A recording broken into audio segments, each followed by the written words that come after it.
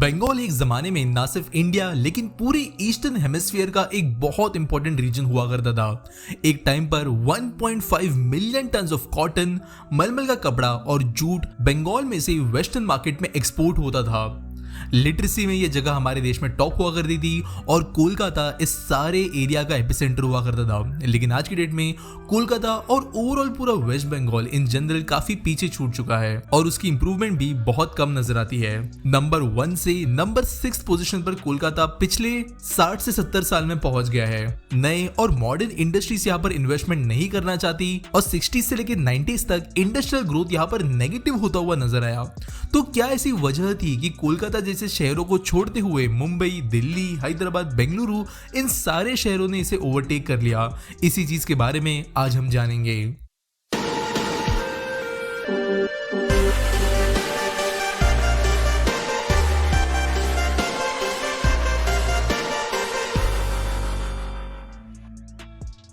पहले थोड़ी हिस्ट्री जान लेते कि कोलकाता किस तरीके से देश का one of the most important शहर बना था।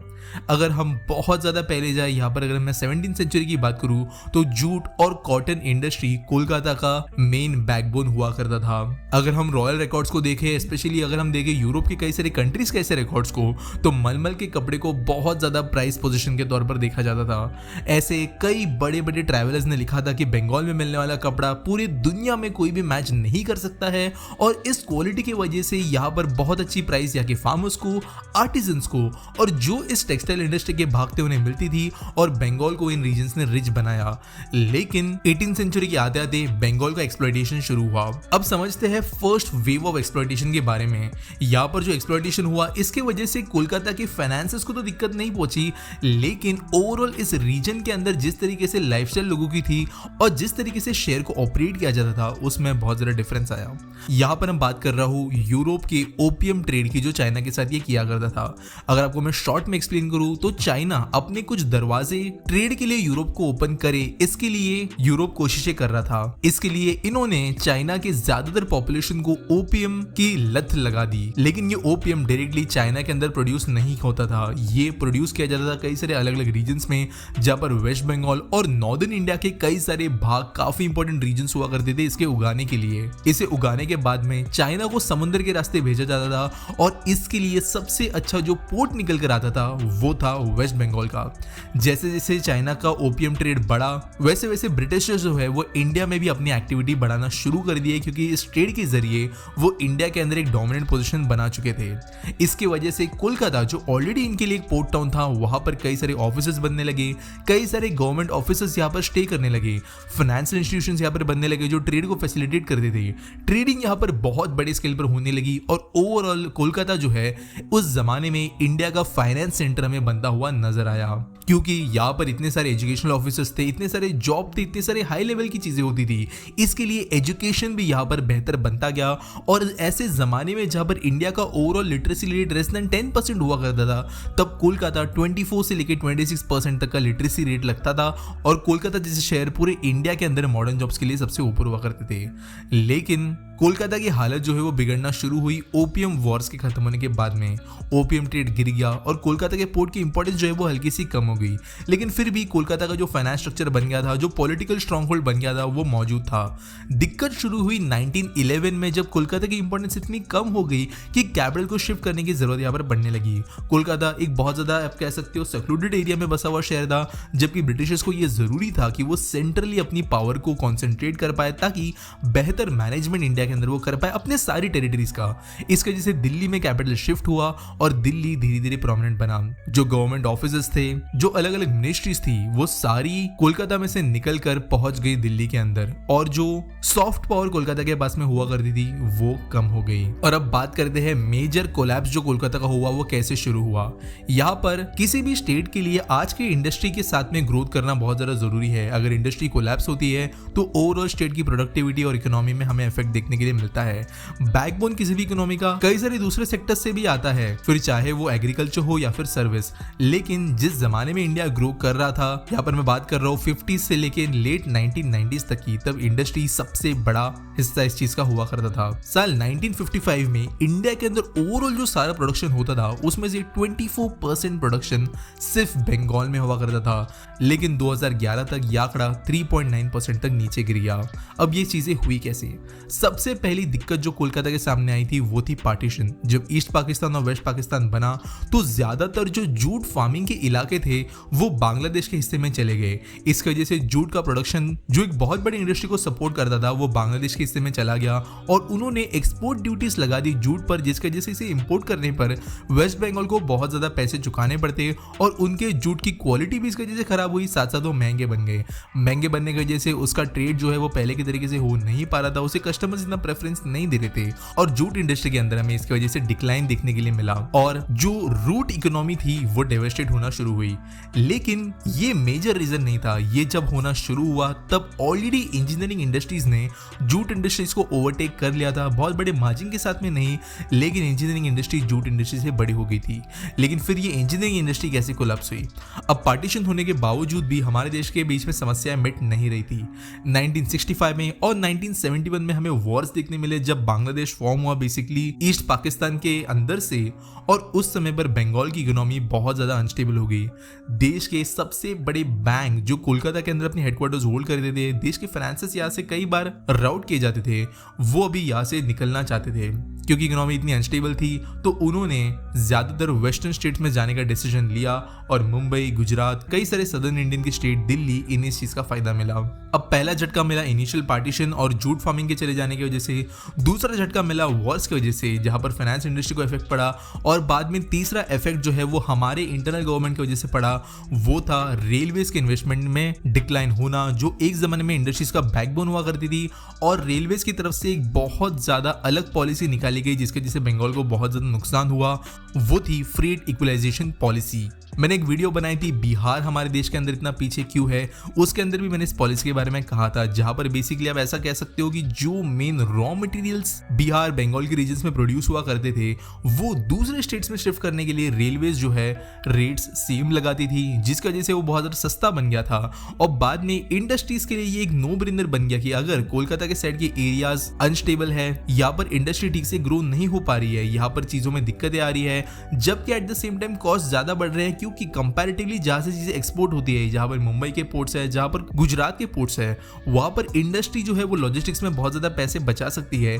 इन चीजों को देखते हुए फ्रेट इक्वलाइजेशन पॉलिसी का इस्तेमाल करते हुए कई सारी इंडस्ट्री स्पेसिफिकली मेटल, इंजीनियरिंग और बड़े लेवल की प्रोडक्शन इंडस्ट्रीज बंगाल में से बाहर की तरफ शिफ्ट होना शुरू हुई और फिर से वेस्टर्न और सदर्न स्टेट्स को इसका फायदा मिला। इसके अलावा एक दिक्कत जो पास्ट में इतनी ज्यादा मैटर नहीं करती थी वो कोलकाता पोर्ट के सामने आने लगी। कोलकाता पोर्ट जो है वो एक्चुअल समुद्र से काफी ज्यादा इंटरनली मौजूद है रिवर बेसिन के अंदर, जबकि at the same time Mumbai जो है, गुजरात है, सदर्न इंडिया के कई सारे स्टेट जो है वो directly onshore deep harbour पर मौजूद है और न्यू लेवल के बड़े कंटेनर शिप जो है वो ठीक से कोलकाता के अंदर हैंडल नहीं कर पाते, जबकि कई सारे रिवर रूट जो है वो बांग्लादेश ने भी ले लिए, जिसकी वजह से कोलकाता के पोर्ट्स की क्वालिटी भी यहाँ पर कम हुई और ट्रेड यहाँ पर कम हुआ। अब अगले फैक्टर के बारे में बात करते हैं जिसने आप कह सकते हो कोलकाता की ओवरऑल जो बैकबोन थी मैन्युफैक्चरिंग इंडस्ट्री के अंदर उसे डेवास्टेट कर दिया, जो थी यहाँ का पॉलिटिकल रूल। कोलकाता में लेट 60s और 80s के बीच में बहुत ज्यादा लेफ्ट लीनिंग गवर्नमेंट्स का इलेक्शन हमें होते हुए नजर आया। सीपीआईएम जो एक कम्युनिस्ट आइडियोलॉजी वाली पार्टी थी वो यहाँ पर बार बार इलेक्ट होने लगी,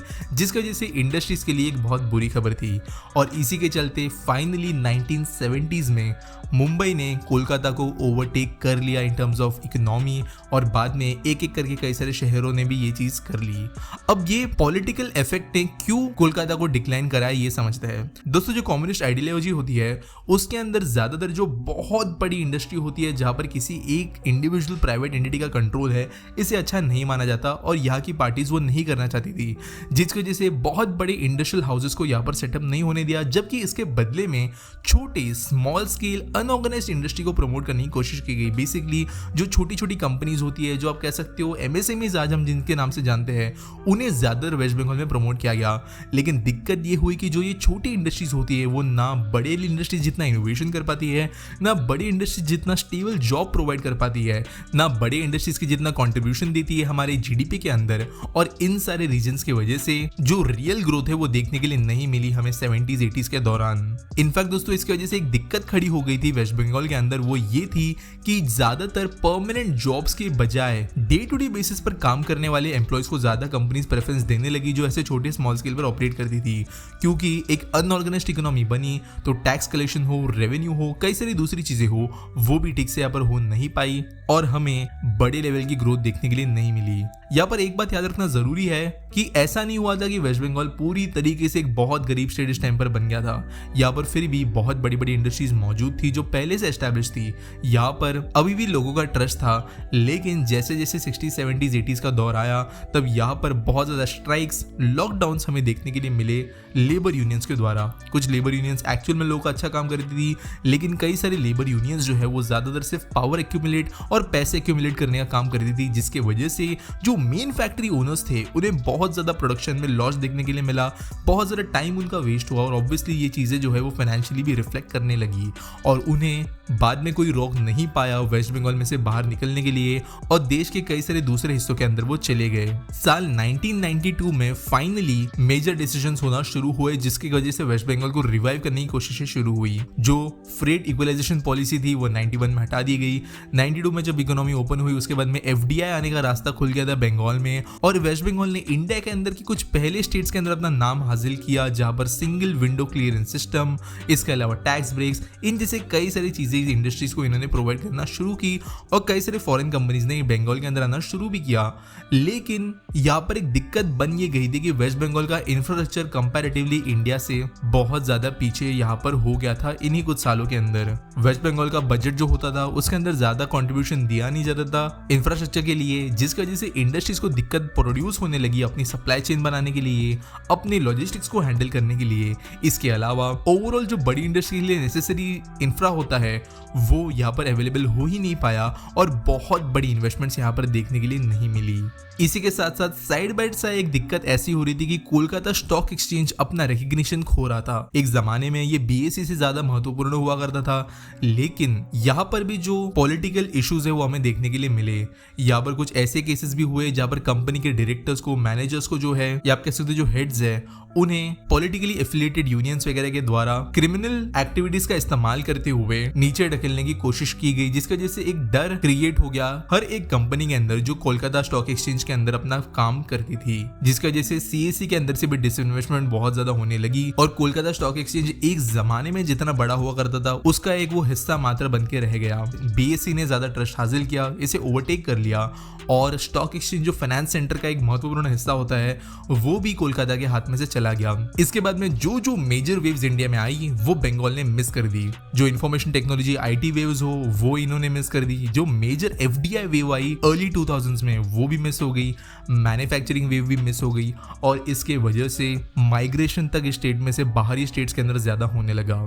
आज भी इंडिया के अंदर अगर हम देखें अनऑर्गेनाइज्ड इंडस्ट्री के हिसाब से तो बंगाल सबसे बड़ा कंट्रीब्यूटर है in terms of unorganised industry, लेकिन इन टर्म्स ऑफ ऑर्गेनाइज्ड और बिग स्केल मैन्युफैक्चरिंग या फिर दूसरी इंडस्ट्रीज यहाँ पर ठीक से ग्रो नहीं हो पा रही है। रिसेंट में कोशिशें हुई है जिसकी वजह से IT को बंगाल में प्रमोट किया जा रहा है। इंफ्रा के अंदर अभी इन्वेस्टमेंट शुरू हो गया है। रियलाइजेशन आ गया है कि कंपनीज को वेस्ट बंगाल में से बाहर निकालना ज्यादातर उन्हें नुकसान ही पहुंचाएगा और कोलकाता को फ्यूचर के लिए इंडिया का एक और महत्वपूर्ण शहर बनाने की जो गोल सामने रखे गए हैं उसके ऊपर अभी कोशिश की जा रही है। सॉल्यूशन सामने है और उन्हें इंप्लीमेंट भी रिसेंट में करने के लिए शुरुआत हो गई है। और ये थी कहानी एक ऐसे शहर के बारे में जो एक जमाने में पूरी दुनिया का one of the most prominent शहर हुआ करता था, लेकिन आज धीरे धीरे कुछ गलत डिसीजंस, लक फैक्टर और खुद से डिसाइड किए गए गलत डिसीजंस की वजह से पीछे हटता हुआ मैं नजर आ गया। उम्मीद करता हूँ आपको ये वीडियो पसंद आई होगी, अच्छी लगी होगी तो लाइक शेयर सब्सक्राइब जरूर करना। मिलेंगे अगले वीडियो में।